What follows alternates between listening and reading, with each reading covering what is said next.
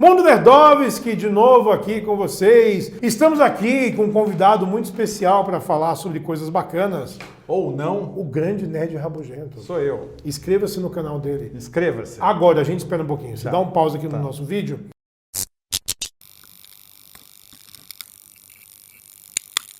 Pronto, já deu tempo de se inscrever. Deu tempo de colocar a vinhetinha também. Mas eu tive uma esperança que brilhou para mim do lado da DC, porque existe um conceito errôneo seu de que eu prefiro Marvel a DC. E que é uma inverdade. Curiosamente, eles acham que eu prefiro DC a Marvel. É uma inverdade isso. A gente lê quadrinhos, né? Você lê quadrinhos também, e a gente gosta de tudo que é bom. No cinema, né? Infelizmente para um lado, infelizmente para o outro, a Marvel aprendeu a fazer direito, a DC não. Tudo bem. Aí veio esse raio de esperança que foi aquele boatinho que o Pinguim talvez fosse o antagonista do Batman no The Batman, o filme que o Matt Reeves vai dirigir. Então já tem várias coisas boas. Se é que ele vai dirigir, né? Porque tá enrolado esse negócio. Acho que vai, porque ele tá reescrevendo o roteiro inteiro. Então eu prefiro que ele se dê o tempo de fazer a coisa boa e entregar um filme legal. Porque o Matt Reeves é um puta diretor, né? Ele fez 2 desses novos Planeta dos Macacos.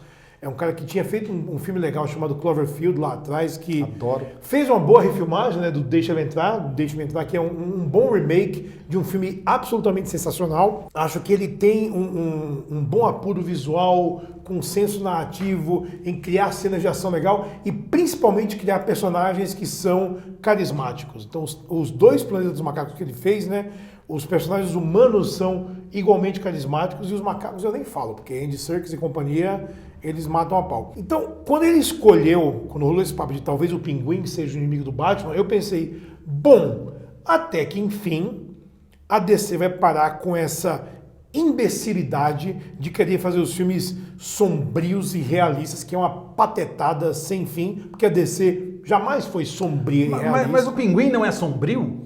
Depende do modo como você enxerga ele. Porque o Pinguim, ao contrário do Coringa, talvez que ele é um personagem anárquico, mas ele é um cara meio amalucado, o Pinguim já teve várias origens diferentes. Ele é quase uma paródia, né? Dependendo de qual encarnação que você veja do Pinguim, ele meio que não se encaixa nesse mundo realista. Tanto que, quando o Christopher Nolan foi fazer o terceiro Batman, que rolou aquele papo que o Philip Seymour Hoffman ia fazer o Pinguim no Batman, como um chefão do crime em Gotham, né? Que foi um papel que acabou caindo no próprio Cillian Murphy, né? Voltou a ser o espantalho. Ele falou assim, cara, tem 2 coisas. Primeiro, eu acho a ideia do Philip Seymour Hoffman no filme do Batman muito mais interessante do que a ideia do Pinguim no filme do Batman. E nesse mundo realista que a gente criou, e aí sim a trilogia dele é realmente calcada no mundo real, um personagem como o Pinguim não se encaixa. Porque ele é muito fantasioso, sabe? É o nariz um pouco pontudo, é o dente que dependendo Ele é meio peixe, né? Ele é meio peixe. Ele é esquisito. Então é uma coisa que nesse mundo mais pé no chão que o Batman talvez projete, dá uma guinada um pouco... Cara, isso aí não é exatamente realista. Mas isso não é um problema do Nolan? O Nolan inventou essa história de que ia fazer o Batman realista, que eu não acho realista, apesar dele falar, não, esse é o Batman no mundo real. E aí depois a DC, você fala da DC querer ser sombria. Talvez o sombrio não seja esse realista. O problema não é do Nolan, o problema é da DC. Que não, viram que funcionou. Exato. E falaram, vamos fazer igual. Só que quando você pega a lógica do Cavaleiro das Trevas e aplica no Superman, que é tipo água e óleo, a gente tem aquele filme que eu não acho horrível, mas não é exatamente isso. Eu gosto do Homem de Aço. Eu gosto. Eu também, me diverti e tal. Mas se você pensar como construção de personagem... Mas é que o Batman no mundo real funciona porque ele é uma pessoa normal. Exato. No mundo real não vai ter o cara de azul voando. Como o Mark Miller fala, né? O Batman é o personagem mais da Marvel dentro da DC. Sim. É um que se você pega e coloca na Marvel, ele encaixa sem você ter que explicar nada. Os outros são mais complicados. Quer dizer, né? Na Marvel todo mundo sofreu algum acidente químico, né? Ou radiação. Ou um bicho mordeu. O Batman realmente cabe, porque ele é humano, né? Enquanto na DC são deuses. E tem aquela coisa do Batman ser a história do Bruce Wayne, que ele é o moleque que foi traumatizado e ele criou a persona do Batman para poder cobrir a persona dele de Bruce Wayne. Então eu acho que é uma dinâmica que é muito parecida com os heróis da Marvel, que realmente eles são... O filme é sobre Tony Stark, é sobre Peter Parker, é sobre Steve Rogers, mais do que sobre os caras de roupa colorida. Só que quando a DC criou esse problema depois da trilogia Cavaleiro das Trevas, eu acho que eles se perderam no meio que falaram, cara, a gente não sabe o que fazer pra sair daqui. O Pinguim, sendo o vilão de um filme do Batman, é uma oportunidade de quebrar isso. De falar, gente, a gente é um mundo de fantasia. Que eu acho engraçado que muito fã acha que a Marvel é a coisa engraçadinha e a DC é o mundo real. E é o contrário, né? A Marvel foi criada para refletir o mundo real. Sim. Tem uma história muito boa, que você leu, que é do Kurt Busiek, que é Liga da Justiça versus Vingadores. E que tem uma cena que eles falam isso claramente. Quando os heróis da DC estão no mundo dos heróis da Marvel, ele falou, cara, que mundo é esse? Como é que os heróis deixam o mundo ter guerra e ter tirania? Porque é o nosso mundo. A gente tem na Marvel Nova York, Los Angeles, cidades reais. O sofrimento do dia a dia é da Marvel. Exato. E o otimismo de que podemos alcançar aquilo, né, de ter esse ideal heróico, é o da DC. Sim. No Superman fala, né, o pai dele fala, o Russell Crowe no Homem de Aço, tirando a frase do Grant Morrison, né, do All-Star Superman. A humanidade eles querem chegar à luz, eles vão tropeçar, mas precisam de alguém para mostrar o caminho. Os heróis da DC são esse caminho mais luminoso. O Batman, na verdade, é o único que é mais sombrio nessa coisa, que tem uma história mais trágica. Por isso que o Batman é mais Marvel do que os outros. E por isso que eu acho que o Pinguim, sendo o vilão do Batman bem defendido, né, bem caracterizado e bem construído como personagem, tem a possibilidade de sair dessa coisa. Mas como é que você acha? Mas como é que você acha que o público vai lidar com isso? Bom, o público tá lidando mal pra cacete com tudo que a DC tem feito, né? Olha a Liga da Justiça que na carreira inteira... A Liga da Justiça também foi uma cagada gigantesca. Foi, mas né? Pensa, é Liga da Justiça. Sim. É um filme com Batman, Superman, Mulher Maravilha, Flash. Eu, criança, queria entrar no cinema e ver Super Amigos e falar, cara, que filme da hora. Mas você, criança, aí a gente vai discutir uma coisa que talvez seja o público atual de cinema. Isso. A gente, criança, eu gostava de Marvel e de DC. Claro. Os dois estavam no Abril e eu comprava os dois. Homem-Aranha é meu herói preferido, Batman é meu herói preferido. Tipo, exato, não tem porquê botar barreira nesse meio aí. Mas a gente tá falando agora com o público que não leu quadrinhos e que acha que super-herói é só o que ele viu no cinema. Ok, também não tem problema com esse público, beleza. Não, mas o que eu quero dizer, mas esse público é o que tá fazendo $1 bilhão com os filmes da Marvel. E que, de repente, como o ser humano tem o lance, eu tenho que escolher um lado, então o meu lado agora é Marvel, imediatamente, esse público que não leu os quadrinhos como a gente leu, na hora que chega a DC, ele fala, eu sou Marvel, não quero, sabe, eu torço pro Corinthians, não torço pro Palmeiras, eu sou petista, eu não gosto do PSDB, sabe? Só que é um jogo que a DC, então, já perdeu. Já!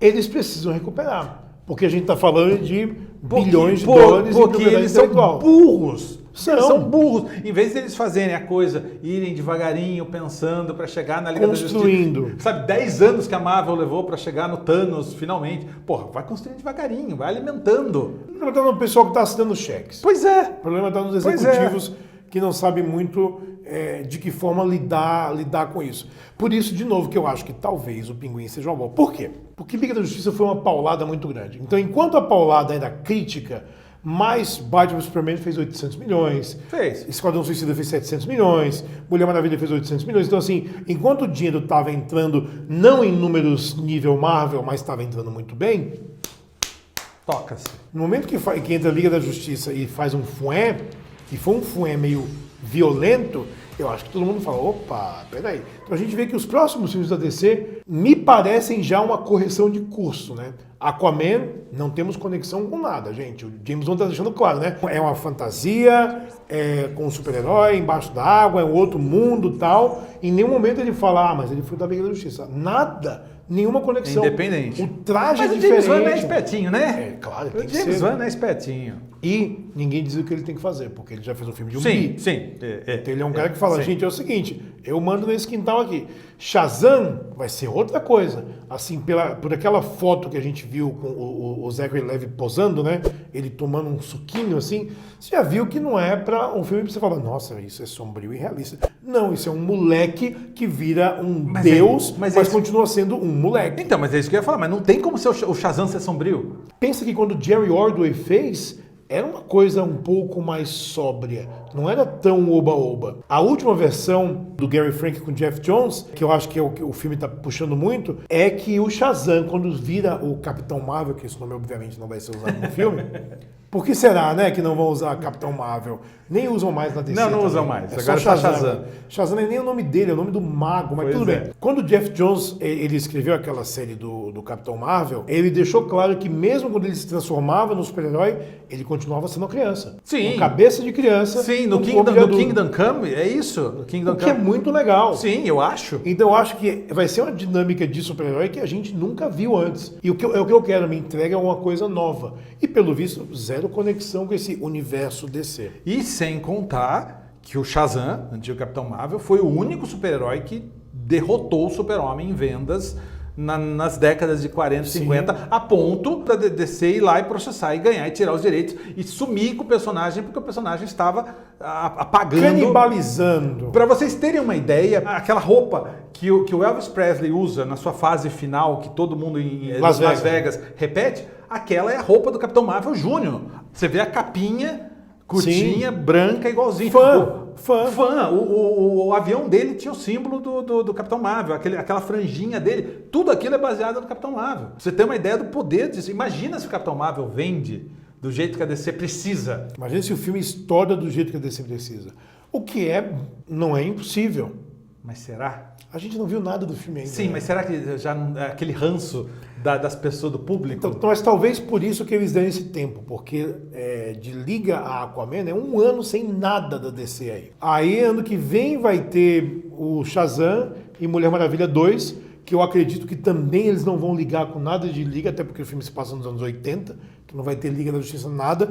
É o momento talvez de passar uma borracha aí. Então eu acho que esse The Batman do Matt Reeves pudesse ser um bom ponto de partida para explorar esses novos caminhos e um novo jeito de tentar consertar o que veio antes. É isso? Então vamos encerrar isso aqui. A gente meio que discorreu bastante sobre fãs e nerds e Batman e Pinguim e o mundo otimista e pra cima da DC Comics, que eu acho que as pessoas têm que descobrir isso ainda, né? Quer se apaixonar pela DC Comics? Procure Super Amigos na Sala de Justiça contra a Legião do Mal, que é garantido.